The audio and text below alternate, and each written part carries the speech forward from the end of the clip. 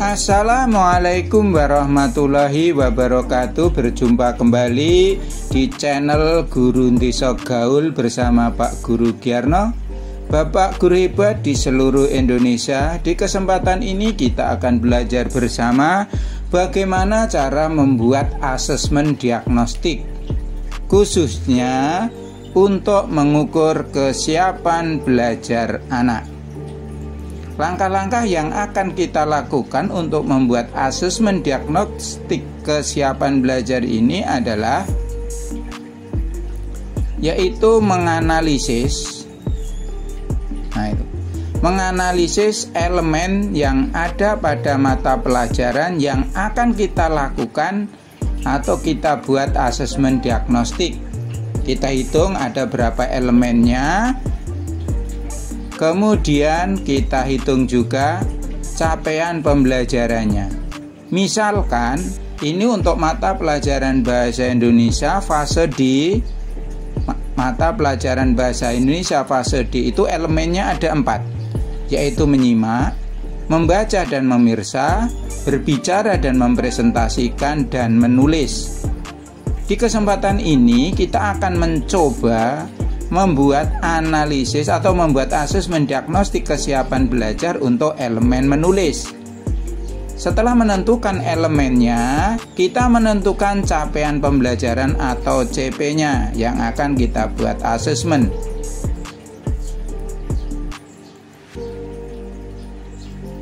Untuk elemen menulis ini, capaian pembelajarannya itu ada 5 capaian pembelajaran ini.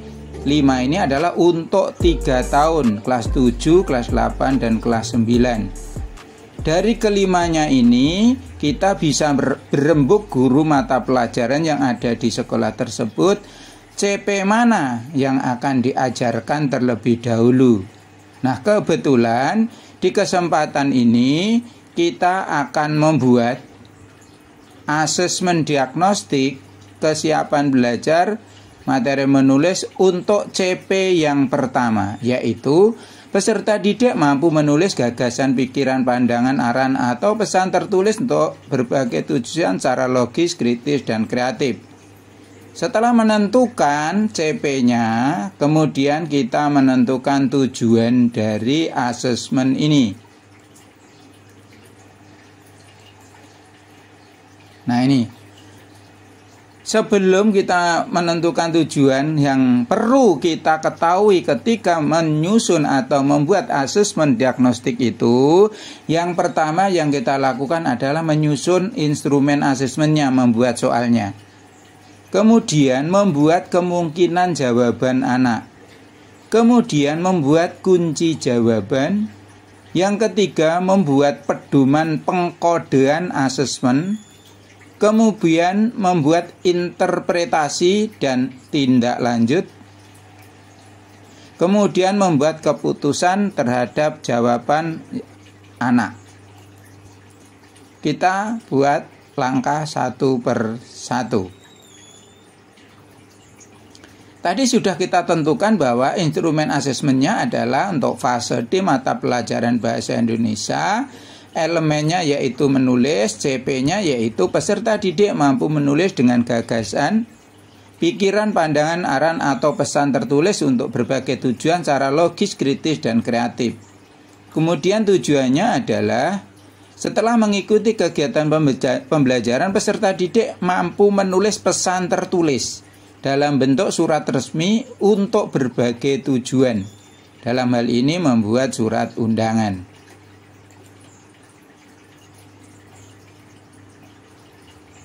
Ini contoh soalnya.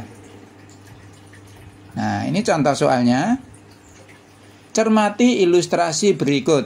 Nah, ini contoh soalnya. OSIS SMP Negeri 1 Abung Tengah akan mengadakan perlombaan dalam peringatan Hari Pendidikan Nasional tahun 2023. Lomba akan dilaksanakan hari Selasa 2 Mei 2023 pukul 9 sampai selesai di Aula SMP Negeri 1 Abung Tengah. Oleh karena itu, OSIS mengundang guru-guru untuk menghadiri lomba tersebut. Berdasarkan ilustrasi tersebut, penulisan pemberian yang tepat untuk surat undangan adalah, nah, ini ada 4 pilihan. Ya, diperhatikan ini Pertama ini huruf awalnya ini huruf besar semua, kemudian yang C ini huruf kecil semua.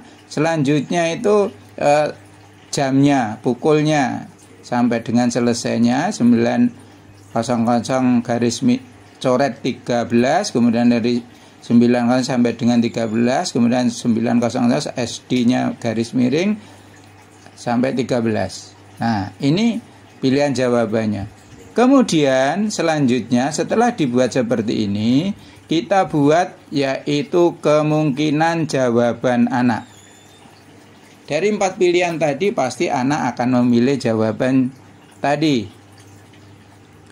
Kalau memilih A, nah itu karena sebagian besar penulisan pemerintah dalam surat dinas diawali dengan huruf kapital tanpa memperhatikan penggunaan tanda baca yang tepat sesuai ejaan. Nah, ini huruf kapital semua. Nah, itu. Kemudian yang B, karena sebagian besar penulisan pemerintah dalam surat dinas dan penulisan diawali dengan huruf kapital tanpa memperhatikan penulisan huruf kapital penggunaan tanda baca yang tepat sesuai ejaan. Tetap huruf kapital tapi sabtunya ini dengan huruf kecil. Kemudian sampai dengannya ini selesai. Kalau ini pukul 09.00 strip 13.00. Kemudian untuk C, karena penulisan pemerintah dalam surat dinas harus diawali dengan huruf kecil dan memperhatikan penggunaan tanda baca yang tepat sesuai dengan ejaan. Nah, ini bedanya. Kalau yang C ini huruf pertamanya hari, pukul, dan tempat huruf kecil. Sedangkan untuk yang D sama, kecuali tempatnya ini huruf besar. Nah, kemudian sabtunya sama. Nah, itu. Sabtunya sama, tanggalnya yang membedakan ini sampai dengannya. Kalau ini 09.00 S.D.13.00, kalau ini S garis miring D. Nah, pasti anak akan memilih di antara 4 jawaban ini. Menurut Bapak Ibu semua, manakah jawaban yang paling tepat?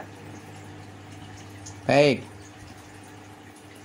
Setelah kita membuat kemungkinan jawaban anak, yaitu kita membuat kunci jawaban. Kunci jawabannya adalah tadang. Kunci jawabannya adalah C. Setelah itu, apa yang kita lakukan? Yaitu kita membuat pedoman pengkodean. Gunanya untuk apa? Nah, coba dilihat. Misalkan anak menjawab jawaban C, kategorinya paham utuh, berarti anak sudah paham cara penulisan pemerayaan yang benar. Penulisan pemerayaan dalam surat dinas harus diawali dengan huruf kecil dan memperhatikan penggunaan tanda baca yang tepat sesuai ejaan.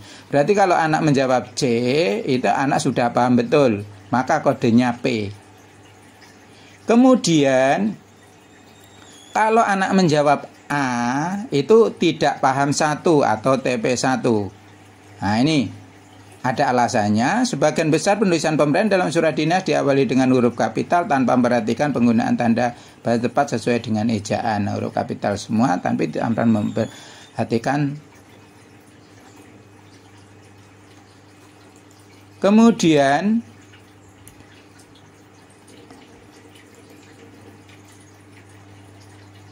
misalkan menjawab B, nah itu anak tidak paham 2 atau TP2.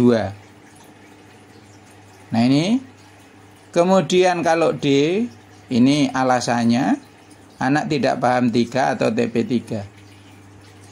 Apabila kita kurang yakin hanya membuat 1 soal, karena tujuan kita hanya untuk menulis surat dinas atau surat resmi, kita bisa membuat soal yang model lain, boleh isian atau pilihan ganda lagi yang kaitannya dengan surat.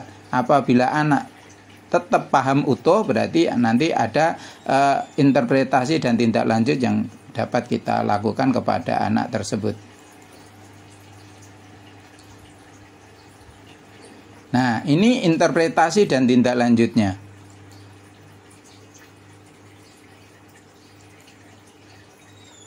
Kode P, anak tadi memilih jawaban C, interpretasinya adalah siswa sudah mampu menguasai dan mengaplikasikan teknik penulisan pemberian surat dinas sesuai dengan ejaan bahasa Indonesia. Maka tindak lanjutnya pembelajaran dapat dilakukan pada KD berikutnya di kelas 8. Jadi kalau anak ini kebetulan materi surat dinas atau surat resmi ini untuk kelas 7 semester 2. Jadi waktu tes diagnostik awal apabila anak sudah paham, maka dia bisa tidak mengikuti pembelajaran tentang surat dinas tersebut, atau dia langsung melanjutkan untuk capaian pembelajaran untuk kelas 8 atau selanjutnya. Gitu. Tetapi apabila anak itu kodenya TP1, nah, TP1 dia memilih jawaban A, maka interpretasinya adalah siswa belum mampu menguasai dan mengaplikasikan teknik menulis surat dinas dengan baik, terutama pada penulisan tanda baca. Maka tindak lanjutnya adalah perlu pembelajaran yang memberikan penguatan mengenai konsep kebahasaan, terutama kaitannya dengan tanda baca dan penulisan huruf kapital. Kemudian misalkan anak TP2,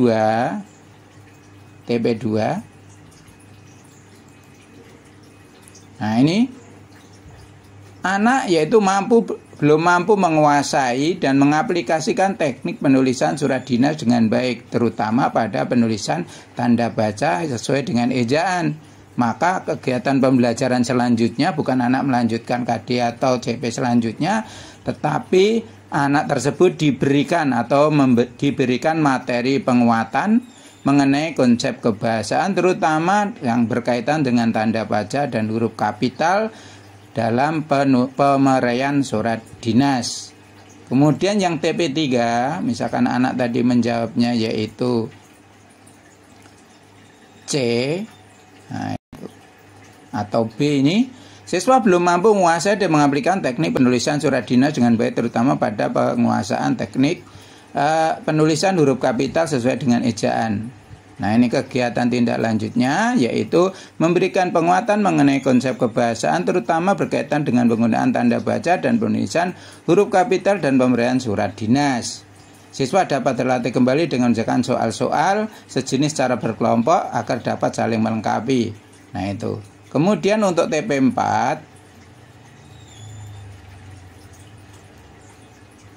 apabila anak menjawab D, maka interpretasinya adalah siswa tersebut belum mampu menguasai dan mengaplikasikan teknik penulisan surat dinas dengan baik, terutama pada penguasaan penulisan ejaan dan tanda baca. Maka kegiatan yang dilakukan terhadap anak tersebut adalah melakukan kegiatan remedial untuk memahamkan konsep kebahasaan, terutama ejaan dan penggunaan tanda baca dalam penulisan surat dinas. Guru juga bisa melakukan teknik atau model pembelajaran example non-examples. Nah, ini langkah-langkahnya seperti ini. Nah, misalkan kita melakukan tes diagnostik terhadap satu kelas misalkan 32, maka dapat kita lihat anak yang P berapa, P1 berapa, TP2 berapa, TP3 berapa, dan TP4 berapa. Kemudian perlakuan terhadap anak-anak baik P, TP1, TP2, TP3, dan TP4 adalah berbeda-beda. Nah, demikian tadi guna atau manfaat dari kita membuat asesmen diagnostik khususnya kesiapan belajar. Soal bisa dibuat sesuai dengan kebutuhan. Yang terpenting adalah jelas capaian pembelajaran mana yang ingin dicapai, kemudian elemen mana yang akan dicapai. Mudah-mudahan Bapak Ibu semuanya memahami terhadap apa yang akan dilakukan dalam membuat asesmen diagnostik ini. Kurang lebihnya mohon maaf. Akhirul kalam, wabillahi taufiq wal hidayah. Assalamualaikum warahmatullahi wabarakatuh.